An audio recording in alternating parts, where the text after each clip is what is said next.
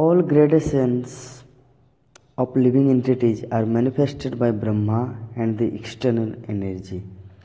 But the Lord is the original father of everyone.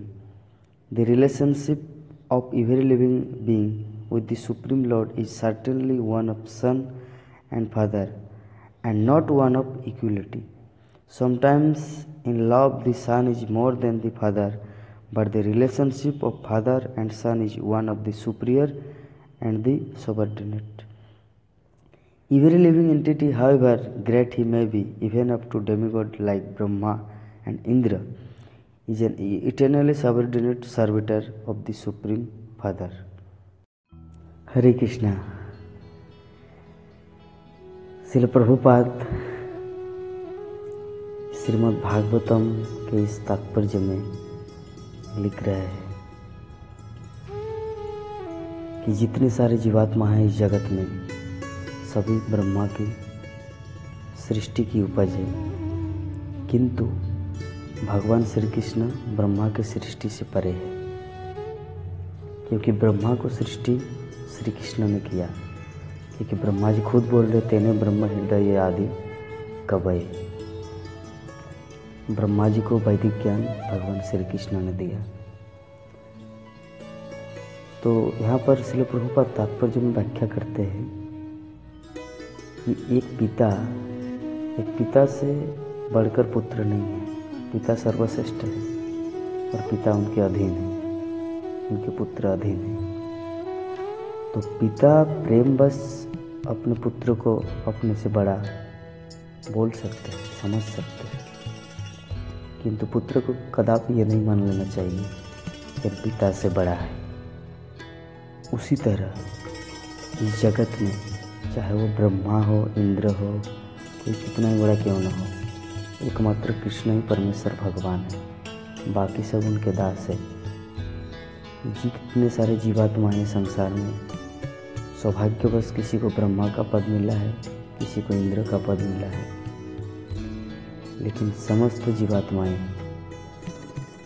एवं विष्णु तत्व कृष्ण के अधीन है। कृष्ण परम नियंता है, ईश्वर परम कृष्ण सच्चिदानंद विग्रह अनादिरादि गोविंद सर्व कारण कारण। तो हम लोग को इस तात्पर्य के माध्यम से शिक्षा लेना चाहिए कि कृष्ण भक्ति करना ही हमारे जीवन का एक लक्ष्य होना चाहिए। कृष्ण के प्रति प्रेम, उनके प्रति शरणागति, वो जो चाहते हैं, मन मना भव मद भक्त मद्दाज मन नमस्करो, सर्वदा मेरा चिंतन करो, मेरे भक्त बनो, मुझे नमस्कार करो। तो इसी भक्ति के माध्यम से हम लोग भगवान को पा सकते हैं, क्योंकि भगवान भक्तों के बस में होता है। भगवान श्री कृष्ण मत्त परंतर नान्य किंचित अस्य धनंजय, उनसे बढ़कर कोई नहीं है। उनका नाम है अजित। लेकिन वैदिक साहित्य वर्णन करते हैं, अगर कोई भगवान की कथा को सुनता है तो वो भगवान अजित होने से भी उसको जीता जा सकता है। क्यों? क्योंकि भगवान भक्तों के पराधीन है। उनकी महिमा, उनकी लीला कथा जो श्रवण करता है वो इस जगत को तर जाएगा और भगवान के धाम गोलोक वृंदावन को प्राप्त होंगे। इसीलिए श्रीमद् भागवत कथा का श्रवण बहुत ही जरूरी है।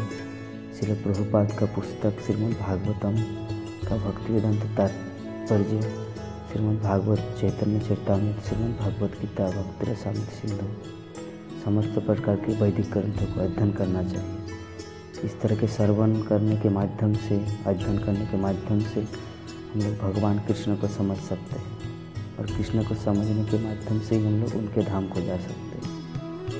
भगवान बोलते हैं, कौन मेरे धाम को आ सकता है?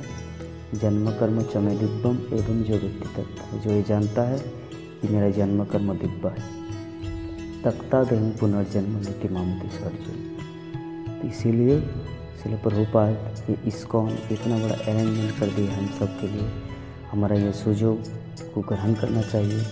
कितना सुंदर इस्कॉन मंदिर, प्रसाद पाने के लिए कितना सुंदर सुंदर के व्यंजन, पढ़ने के लिए विभिन्न प्रकार के ग्रंथ, भगवान की लीलाओं से भरा हुआ श्रीमद् भागवत महापुराण। तो हम लोगों को विशेषकर इस लाभ को उठाना चाहिए। व्यर्थ की बातों में अपना समय न गुजार कर भगवान की महिमा का लीला कीर्तन सुनना चाहिए। अपनी जो नियत कर्म है, जो जिस सेवा में है, कोई नौकरी करता है, कोई बिजनेस करता है, कोई क्या करता है, अपने नियत कर्मों का करना है और भगवान की भक्ति में अपने आप को लगाना है। यही जीवन की सिद्धि है।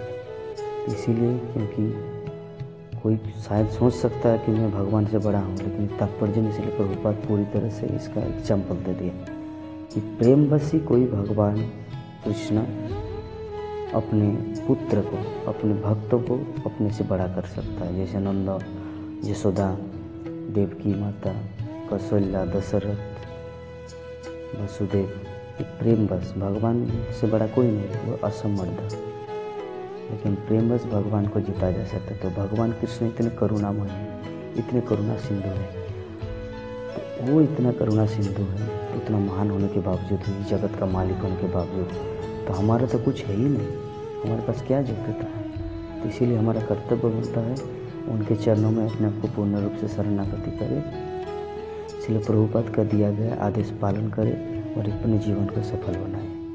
हरे कृष्णा।